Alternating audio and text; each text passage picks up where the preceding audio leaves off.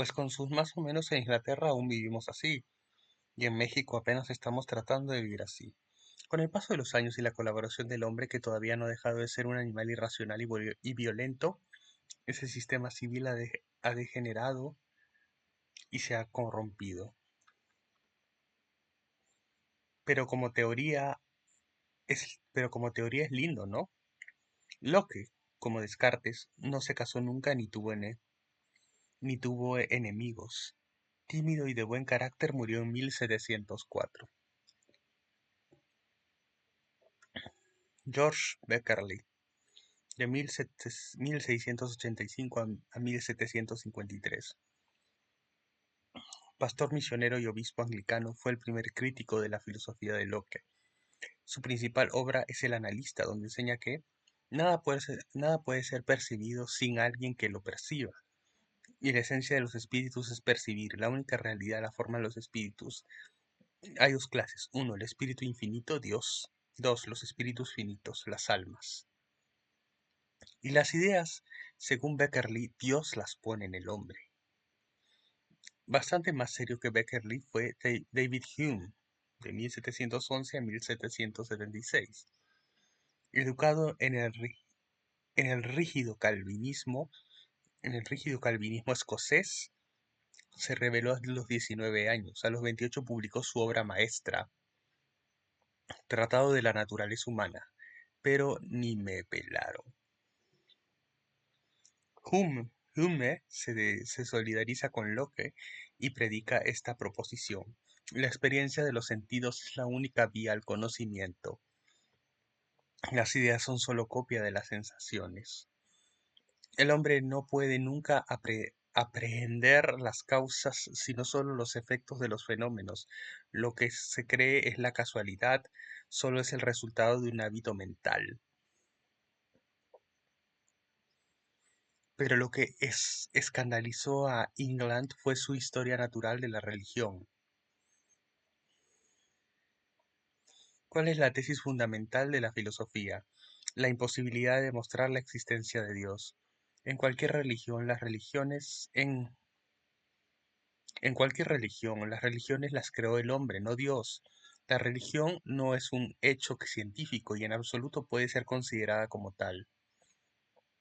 Todas las religiones, dice Hume, son fruto del instinto humano y nacen de los temores y esperanzas del hombre, y sobre todo de la mujer, añadiría yo. Las religiones solo han servido para tres cosas: tres: dividir a la humanidad, crear fanatismo, crear intolerancia, y hacer ricos a los pibales, añado yo.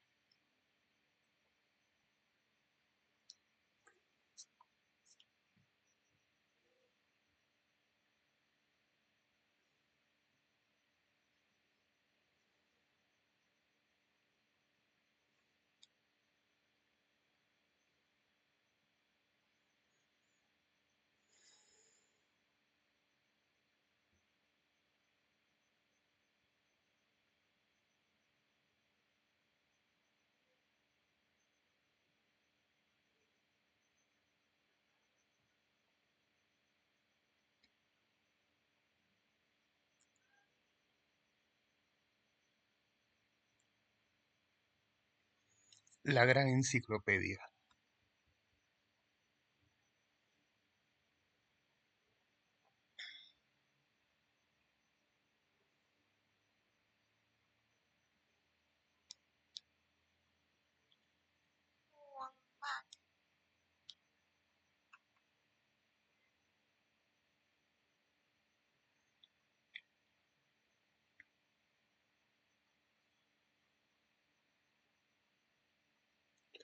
El avance incontenible de la ciencia hizo ver a los pensadores que el universo podía ser considerado como una inmensa máquina cuyo funcionamiento obedecía a leyes inmutables.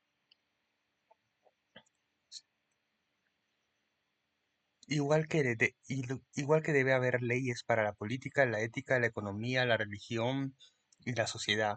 Ese estudio del mecanismo de las leyes de esos mundos recibió el nombre de la Ilustración.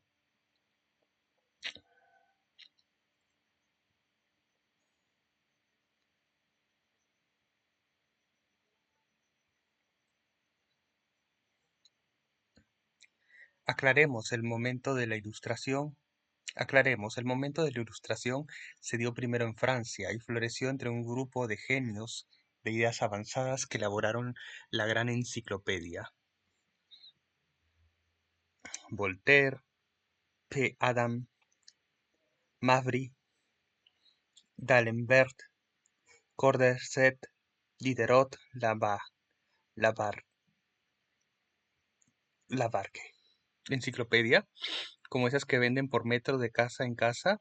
Casi, casi, se trata de un diccionario resonado de ciencias, artes y oficios. Diderot. Diderot. Iniciado y dirigido por Denis Diderot, novelista y dramaturgo francés y muy interesado y sabedor de las ciencias naturales y sociales de la historia, la religión, la filosofía, o sea, era una verdadera enciclopedia.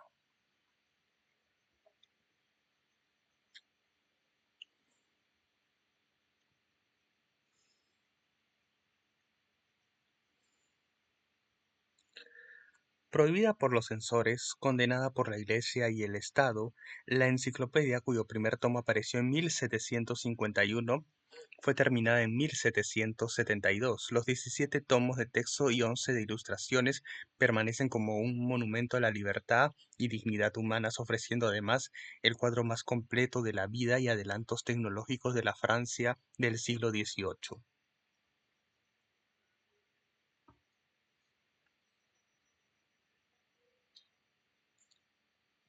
Trepanación antigua, operación en la que se perforaba el cráneo para adivinar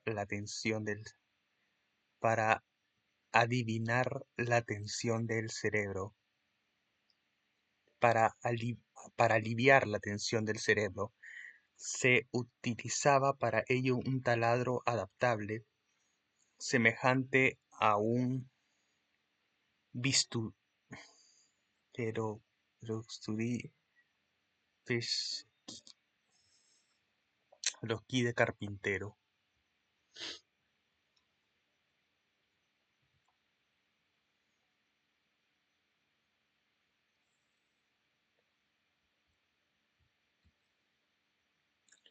La enciclopedia, un trabajo monumental del equipo de Diderot, se convirtió en la Biblia del pensamiento y el conocimiento humano. Hay que incautar esa porquería y quemarla. Y lo hicieron. La Iglesia se incautó los primeros tomos y excomulgó a todos sus autores,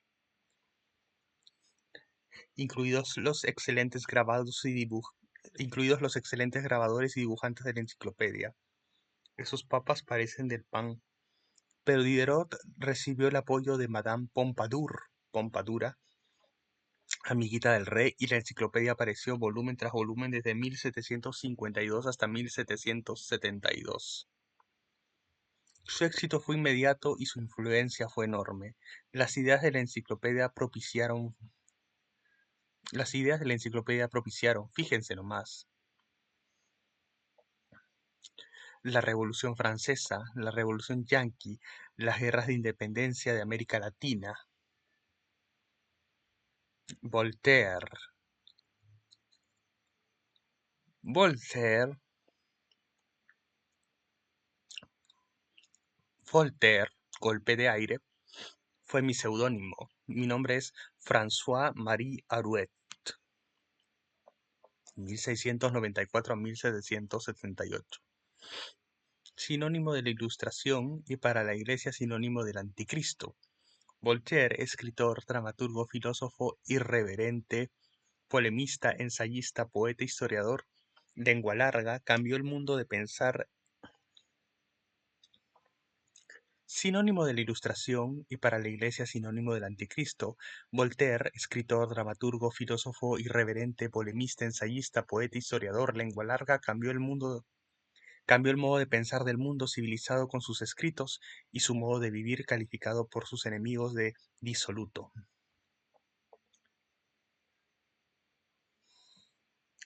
¿Por qué en la Iglesia no hemos tenido un talento como Voltaire?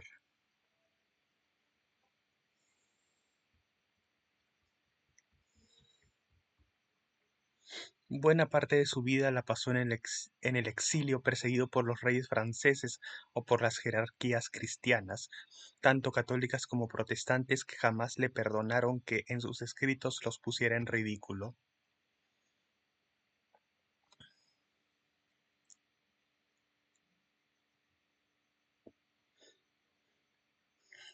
Sus, pues Voltaire manejaba un arma de la que es casi imposible defenderse: el humor. Voltaire fue el primer filósofo que usó la ironía y la sátira.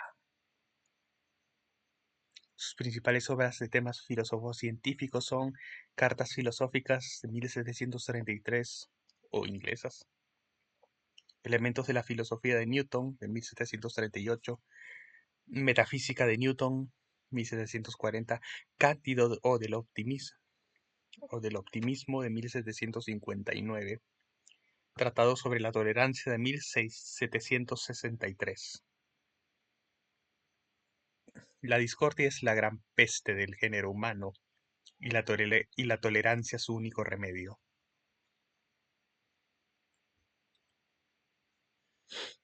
Como filósofo, Voltaire tomó una posición polémica contra Descartes y sus seguidores, Malebranche, Spinoza, Leibniz. Aunque reconocía los méritos de Descartes como científico, creía que su doctrina era sólo una nueva metafísica cerrada y dogmática, tan o más peligrosa que el viejo aristotelismo. Voltaire luchó toda su vida contra las religiones confesionales por ser enemigas de la razón humana y la libertad. Medicina: los médicos introducen drogas que no conocen en un cuerpo que tampoco conocen.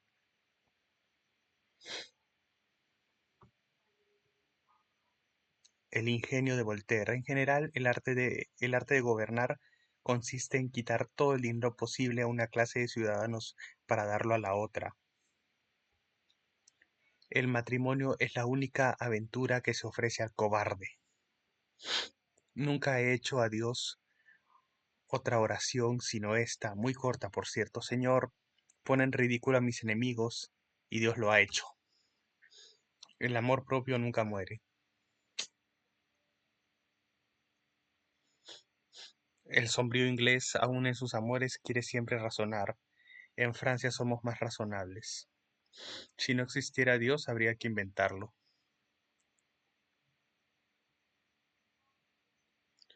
Los hombres no usan el pensamiento sino para justificar sus malas acciones, y la palabra para ocultar sus pensamientos. Dicen que Dios está siempre del lado de los grandes batallones. Todos los razonamientos del hombre no valen un sentimiento, lo que un sentimiento de la mujer. Dicen que es preciso morir para dejar de ser criticado.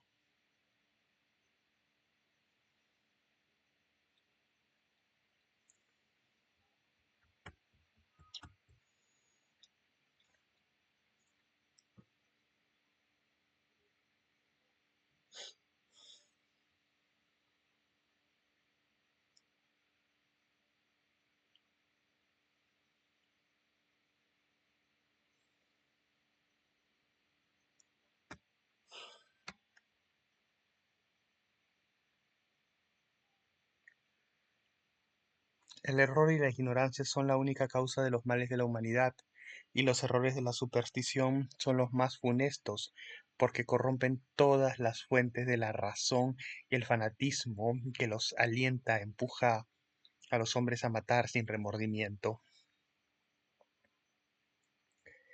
Y el fanatismo que los alienta empuja a los hombres a matar sin remordimiento. Contemporáneo de Voltaire fue otro ilustre pensador francés, Charles Secondat, el barón de Montesquieu. Su primer trabajo serio fueron las Cartas persas, una fina sátira de la sociedad francesa y de la Iglesia, pero su obra más importante es El espíritu de las leyes, de 1748, donde, siguiendo a Locke, defiende el sistema constitucional y ataca moderadamente a la monarquía absolutista. Sus obras, debido precisamente a su carácter moderado, lograron penetrar en los estratos más moderados de la sociedad y los prepararon para la próxima revolución que ya se olía en Francia, ¿no? Huele a quemado. El barón de Montesquieu, su obra El espíritu de las leyes, inspiró a los redactores de la Constitución de los Estados Unidos.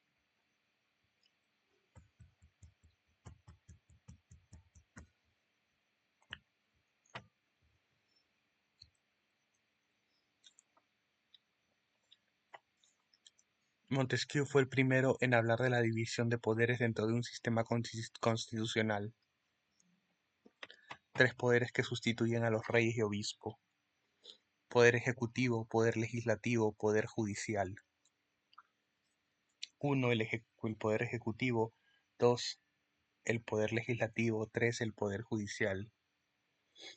Que todavía no se establece en México. Qué bárbaros, apenas están empezando.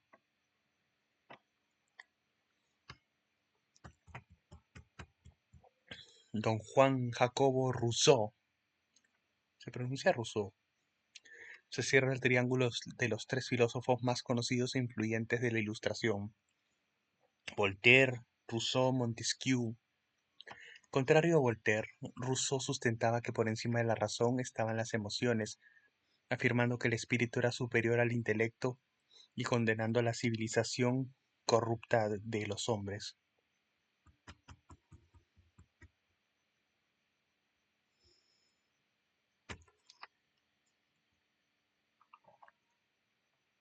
Rousseau, Jean-Jacques. Rousseau fue un ideólogo controvertido, un escritor aclamado por sus contemporáneos, un pedagogo fracasado y sin embargo aún hoy imitado, un revolucionario calvinista, un gran clásico de las letras francesas nacido en Ginebra, un hombre perturbado por un delirio de persecución que lo llevó a la muerte, solo y miserable, en Hermenonville, 11 años antes de que estallara la Revolución Francesa. Todo esto y mucho más puede decirse de Rousseau, siempre contradictorio y apasionado, el único retrato fiel de su excéntrica personalidad se encuentra en las páginas de su voluminosa autobiografía, Las Confesiones, cuyo título evoca otro libro testimonial debido a la pluma no menos talentosa de San Agustín. En ambos casos, la sinceridad se ha llevado a sus últimas consecuencias, pero si la obra del santo constituye la historia de una conversión, la del revolucionario es la historia de una pasión. Me acabé casando con mi criada y me retiré a vivir a la paz del campo. Rousseau es el filósofo que practica lo que predica, no cree en el progreso civilizatorio, no cree en los sistemas educativos, se negó a mandar a sus hijos a la escuela, no cree en las religiones dogmáticas y rechaza la existencia del mal. No hay demonios ni pecados originales, el mal y la corrupción los produce la soledad.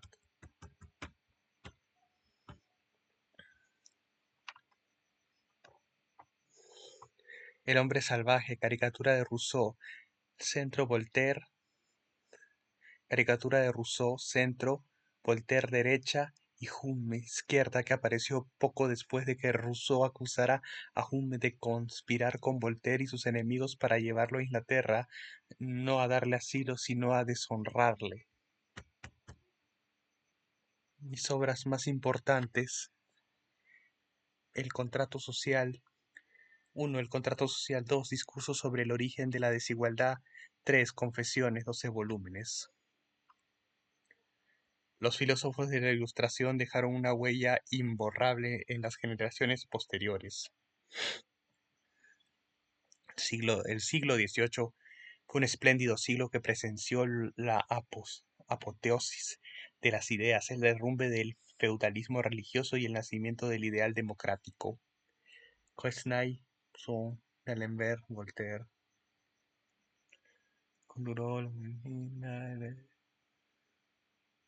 Montesquieu, Diderot, Condorcet, Lamettrie, Helvétios, de Holbach.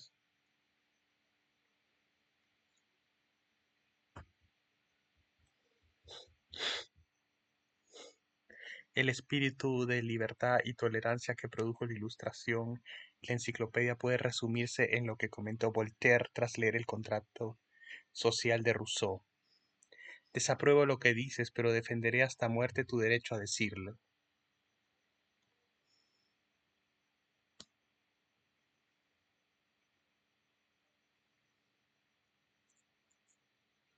Si bien la Ilustración francesa no aportó grandes cosas,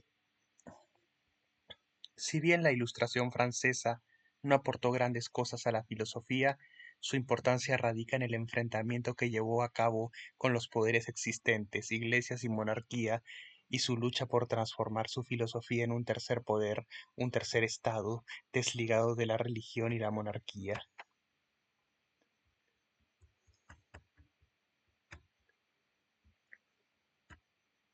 La Ilustración y el enciclopedismo fueron uno de los hitos más importantes para la humanidad. Sus ideas se pueden resumir en 7 puntos. 7. 1. Rebelión contra las autoridades. 2. Racionalismo. 3. La idea de ilustrar. 4. Optimismo cultural. 5. Cristianismo humanizado. 6. Vuelta a la naturaleza. 7. Derechos humanos. Dicho lo cual, se cierra este capítulo y se abre otro de no sé qué.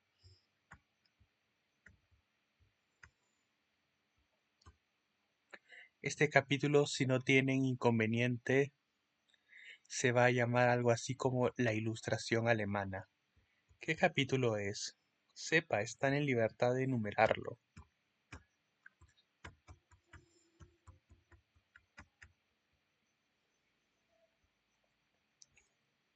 Durante la primera mitad del siglo XVIII la filosofía alemana fue muy poco alemana. Muerto Leibniz, casi se olvidaron de él y Alemania se vio dominada por las ideas importadas de Inglaterra y sobre todo de Francia. Y de Francia sobre todo de Rousseau, el enemigo de los abusos de la civilización. Sin embargo, hay que señalar a algunos filósofos alemanes que siguieron las enseñanzas de Leibniz, aunque no lograron mejorarlo aportando nuevas ideas. Aunque no lograron mejorarlo aportando nuevas ideas. Ellos son Christian Wolff, 1659-1754, Alexander Baumgarten, 1714-1762, Gotthold Ephraim Lessing, 1729-1781, Johann Gottfried Herder, 1744-1803, Moses Mendelssohn, 1729-1786. Este último, autor de una interesantísima filosofía popular elaborada a base de diálogos y breves ensayos muy digeribles.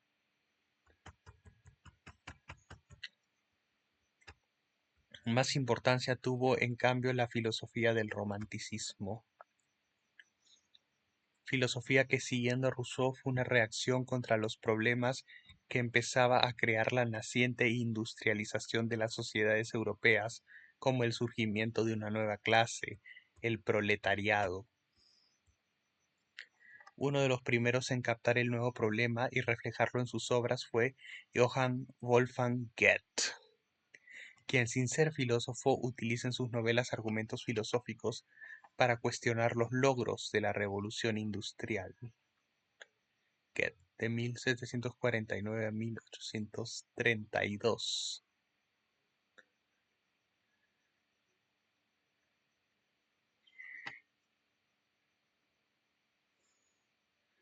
Logros, hay que madrugar para irse a trabajar para el patrón.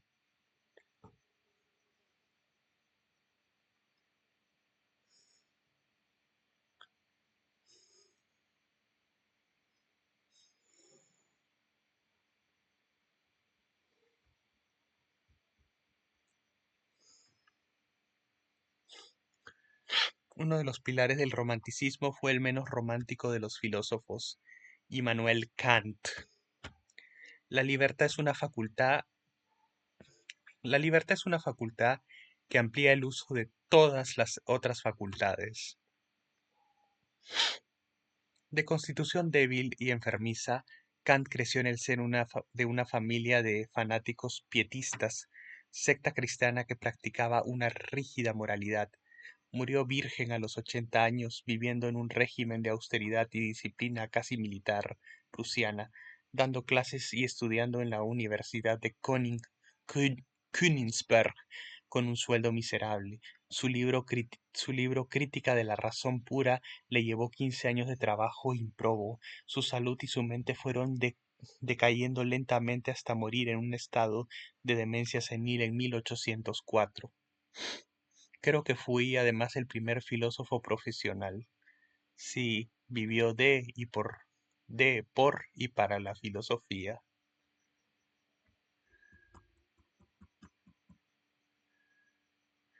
No se puede dudar que todos nuestros conocimientos comienzan con la experiencia, pero lo que hay que saber es si hay algún conocimiento independiente de la experiencia.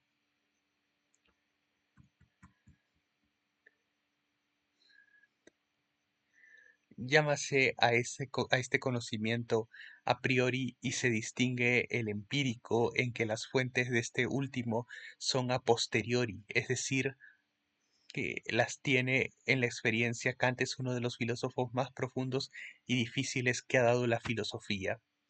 A ver, écheme otro párrafo. Bueno, cuidado con las meninges. Permanece ignorado por nosotros que los objetos pueden ser por sí mismos, aparte de la receptividad de nuestros sentidos, no conocemos más que nuestra manera de percibirlos, manera que nos es peculiar y no necesariamente compartida por todos los seres, aunque sí indudablemente por todo ser humano.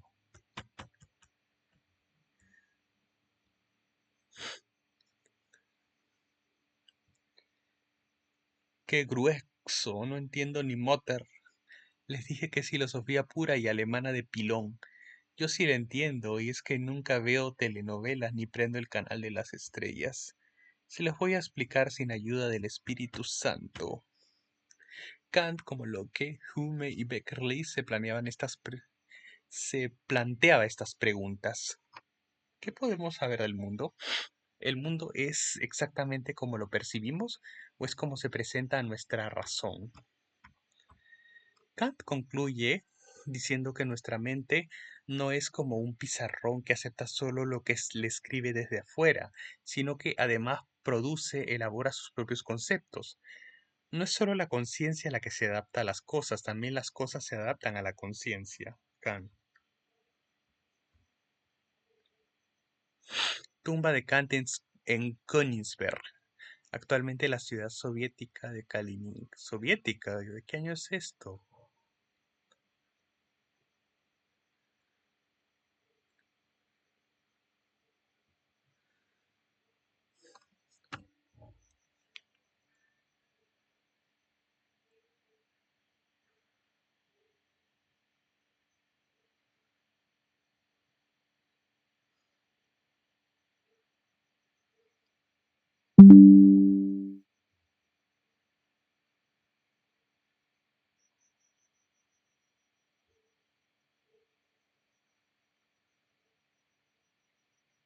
Kaliningrado. Su firma en un manuscrito del año 1784. Es decir, Kant dedujo que todo intento tanto científico como religioso de definir la realidad es solo una hipótesis, ya que para cada tesis la mente puede crear una antítesis igual de válida.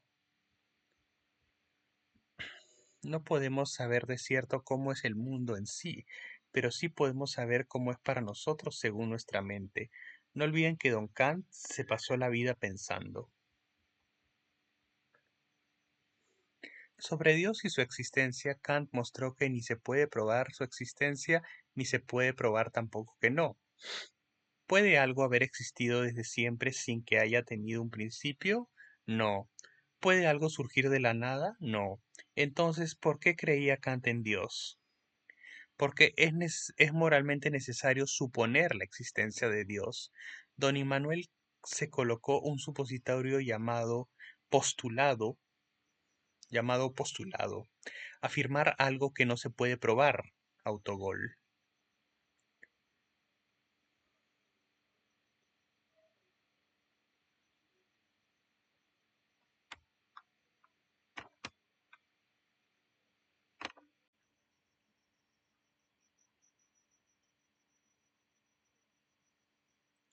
Detrás de Kant llegó don Johannes Gottlieb,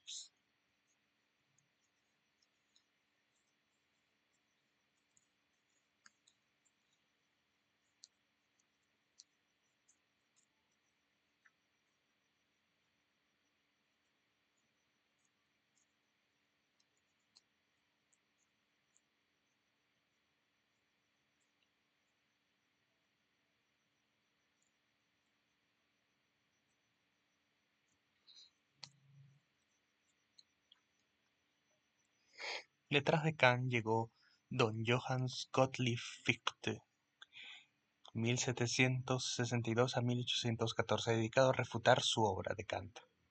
Así se va haciendo la filosofía, uno hace toda una teoría y el otro que sigue la destruye y la mejora.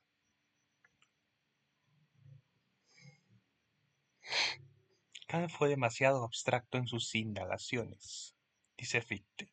La metafísica y la ética son disciplinas cuya función consiste en analizar los principios básicos por los cuales el hombre piensa y vive. La cosa en sí del Dr. Kant es un equívoco. La filosofía es la reconstrucción de la vida del espíritu. El espíritu es el yo. El yo es aquello que nace cada vez que pensante y pensado están presentes en el pensamiento como la misma cosa.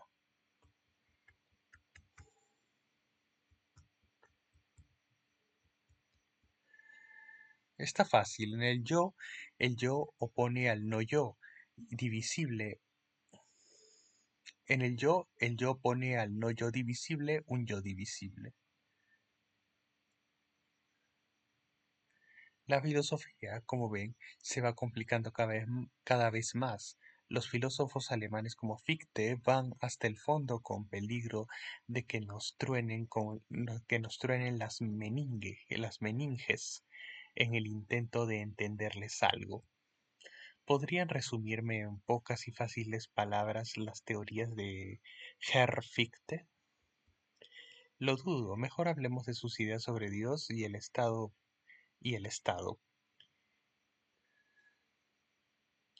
Fichte pensaba que no había un Dios creador como predicaban las iglesias, lo acusaron de ateo y lo corrieron de la universidad, sino como un orden moral. La vida divina se manifiesta en el mundo, en la vida de quienes se entregan a su contemplación, los hombres santos. En lo social, Fichte vislumbraba un socialismo de Estado al asignar al Estado la obligación de proveer a todos de trabajo y propiedades materiales, que no haya pobres ni ociosos, decía. Pero también hay que decir que Fichte fue el precursor de la filosofía nazi de Adolf Hitler. Ah. En 1806, Napoleón conquistó Alemania. Fichte huyó a Dinamarca y al regresar encabezó en la Universidad de Berlín un movimiento nacionalista pero racista. Fue el primero que habló de razas mejores, fue el primero que habló de razas mejores que otras. Mientras Kant había sido universalista al sostener que cualquier orden moral debía incluir a todos los hombres, Fichte se manifestaba a favor de un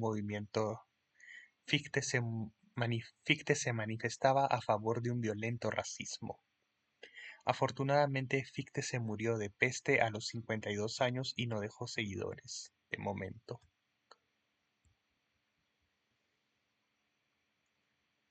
Otra brillante figura del romanticismo alemán fue Friedrich Wilhelm von Schelling, 1778 a 1854, quien a los 20 años ya era doctor en teología y filosofía.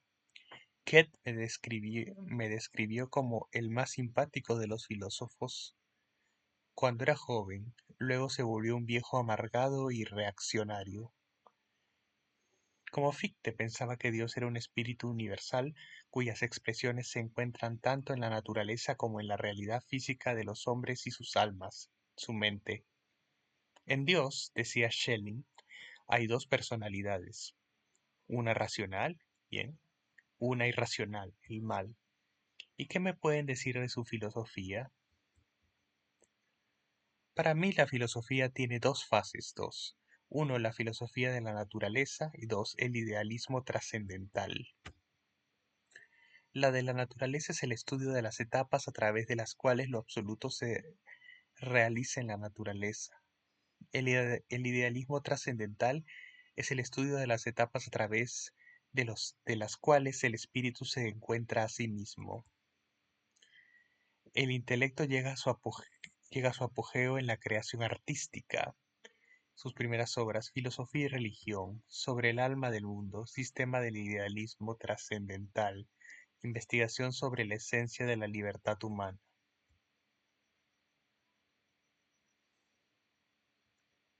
¿Y las mujeres qué?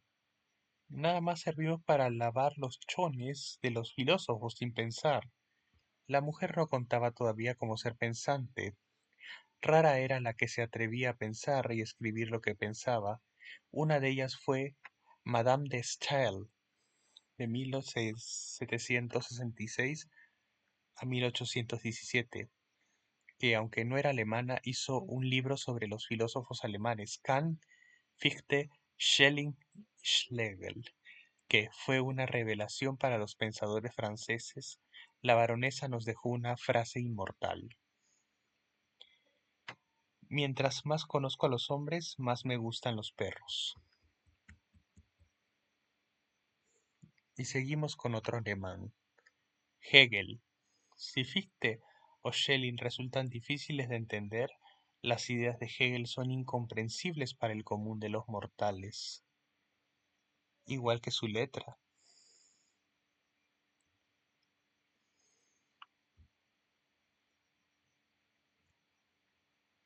George Wilhelm Friedrich Hegel consideraba al gobierno prusiano como una corrompida burocracia, por lo que casi aplaudió cuando en 1806 Napoleón entró en Jena, pero cuando la tropa francesa entró a su casa a saquear, optó por irse mejor a Nuremberg con el manuscrito de su primer libro, Fenomenología del espíritu, que no es este.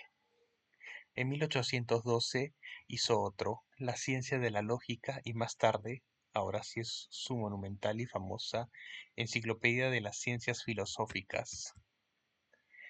Hegel está considerado como el creador de una nueva lógica llamada dialéctica, que resumía magistralmente las ideas filosóficas de Descartes, Hume y Kant. ¿Qué es la dialéctica? Vean aquí abajito. En el proceso dialéctico de Hegel hay tres importantes elementos: la tesis, la afirmación de cada uno de los conceptos que se está analizando; la antítesis, la afirmación de las contradicciones de los mismos conceptos; la síntesis, la unidad de tesis y antítesis. O sea, no hay una razón absoluta, en toda razón hay una contradicción.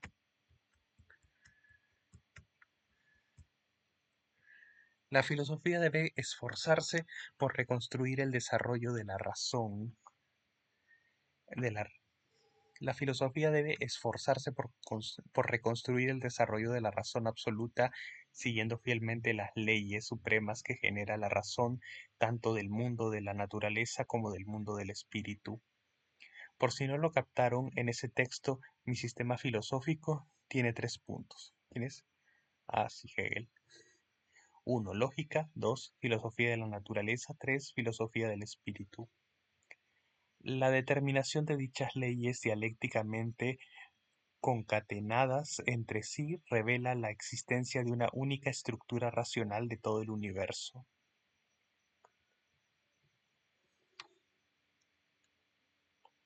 Con su enorme prestigio intelectual, Hegel dio lustre a la Universidad de Berlín, de la cual fue su rector y profesor de filosofía, cátedra en la que sucedió a Fichte.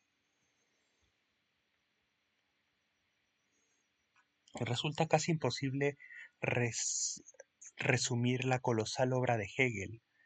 Baste, espero, plantear algunos puntos clave de su pensamiento.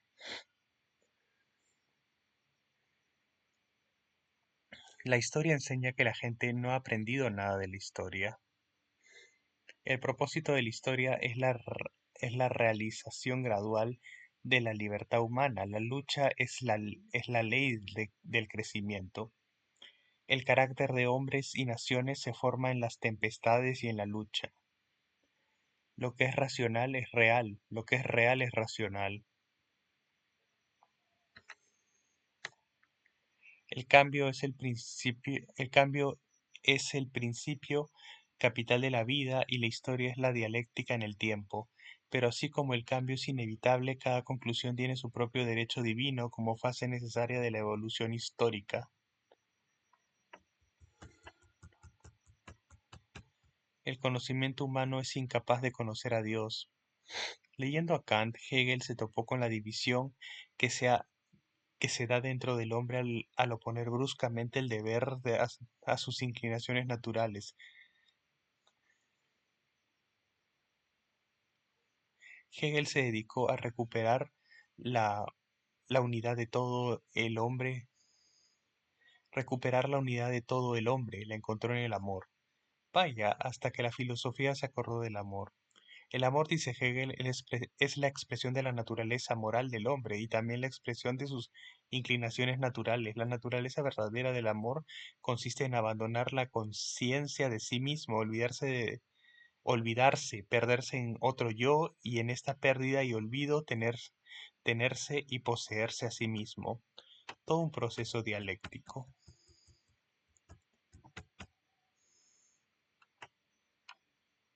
El pensamiento hegeliano, al intentar conciliar espíritu y naturaleza, lo universal y lo particular, lo ideal y lo real, dominó el pensamiento alemán y europeo por muchos años. Para uno de sus alumnos, Carlitos Marx, la historia vino a ser una continua interacción dialéctica de lucha de clases y fuerzas económicas. Y al plantear, y al plantear Hegel que el Estado puede usar la fuerza para hacer cumplir las leyes, su discípulo Marx vio en esa tesis el cambio inevitable que se veía ya venir, una revolución en todos los campos.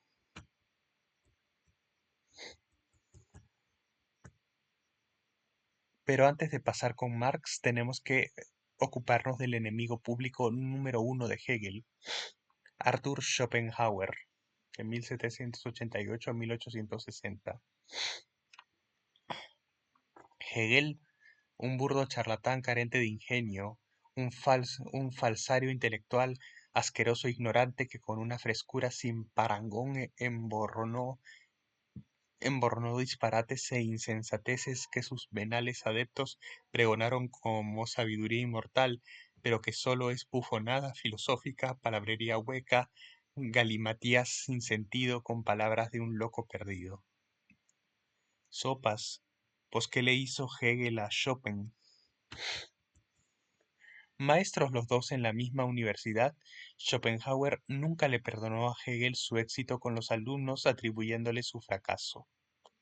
A Schopenhauer ni lo pelaban y Hegel, pese a que era un desastre al hablar, era el ídolo de propios y extraños que abarrotaban sus clases.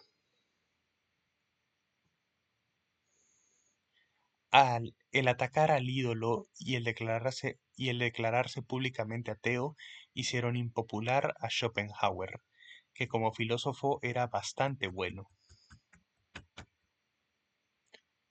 Me han llamado filósofo del pesimismo. En 1819 publicó su obra más conocida, El mundo como voluntad y representación, donde plantea su filosofía así. El mundo es por un lado representación, ya que se trata de un mundo aparente, y por el otro es voluntad, ya que se trata de un mundo real. Dado que el mundo de la voluntad es como un impulso ciego, sin finalidad ni dirección, autocrático e insaciable, el mundo, decía Chopin, es la morada del sufrimiento. Sí, por cada deseo satisfecho, 10 quedan insatisfechos. La vida es mala, su estímulo básico es el dolor.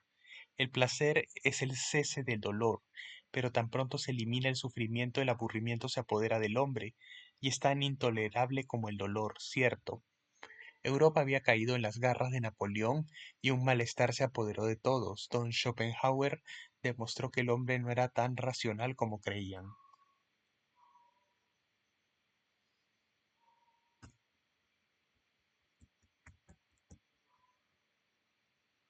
El mundo es el infierno, y los hombres son alternativamente almas condenadas y demonios. El verdadero progreso no debe ser buscado en el mundo y consistirá únicamente en trascender la experiencia liberándose del mundo de la ilusión. ¿Cómo? Yo sé, ¿vino, mujeres y coca? Pues no, para Schopenhauer, tres son los caminos de la liberación: la moral, el arte y el ascetismo. La moral es la caridad con los demás, el arte o la contemplación de las ideas, la música la más elevada y el espíritu de las artes. El ascetismo para Schopenhauer, estudioso de la filosofía hindú, la mejor práctica ascética está en el budismo y entre algunos monjes. Decepcionado de la sociedad a la que juzgaba cada vez más pobre a la que juzgaba, cada vez más pobre en valores espirituales, cada vez más entregada al lujo, la malicia y el dinero, el filósofo se retiró a vivir con un perro y un revólver a Frankfurt, lejos de la fama que alcanzó con su último libro de notables ensayos, Parerga y Paralifonema, ensayos accesorios y omitidos.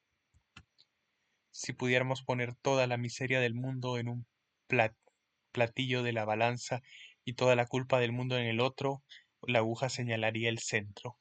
¿Pesimismo o conocimiento de la realidad? Y ahora sí, nos vamos por Marx. Momento, a mí me toca antes que a Marx. Nací antes que Carlitos y murió antes que él.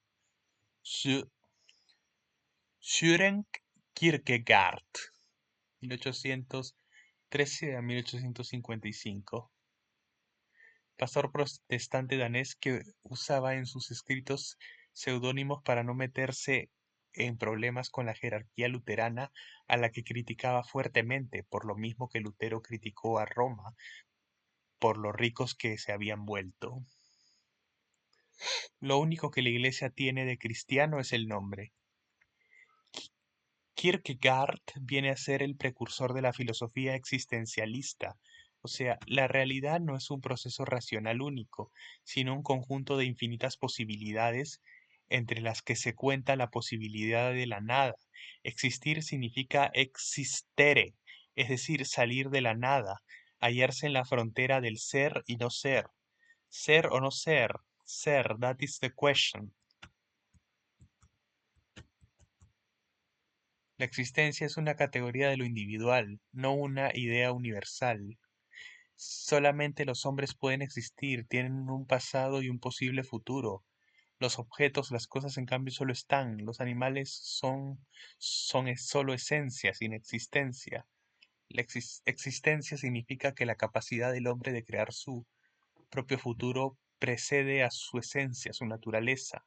El hombre puede hacer de su vida lo que le dé la gana. Salud. Y Dios y la religión. Dios que quiere ser amado por el hombre, escribe Suren, desciende a buscar al hombre con la ayuda de la inquietud para redimirse. El hombre necesita creer, tener fe en algún Dios.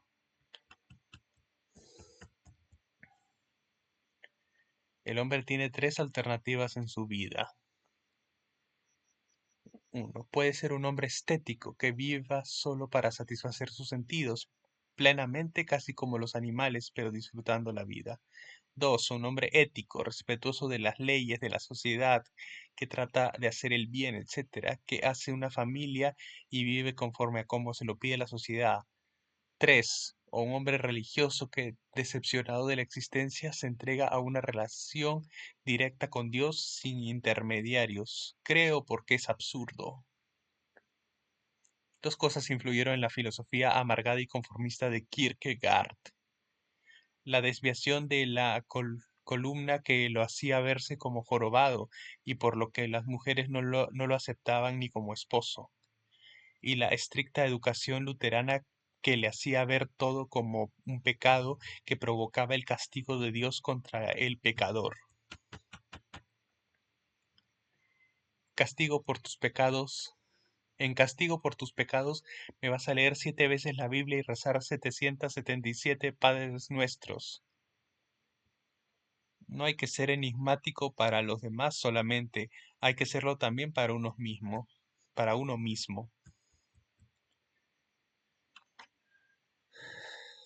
Las principales obras que dejó. El concepto de ironía, 1841. O esto o aquello, 1843. Temor y temblor, 1843. El concepto de la angustia, 1844. La enfermedad mortal, 1849. Diario de un seductor, sin relación con la filosofía. Y ahora sí pasamos a Carlitos Marx.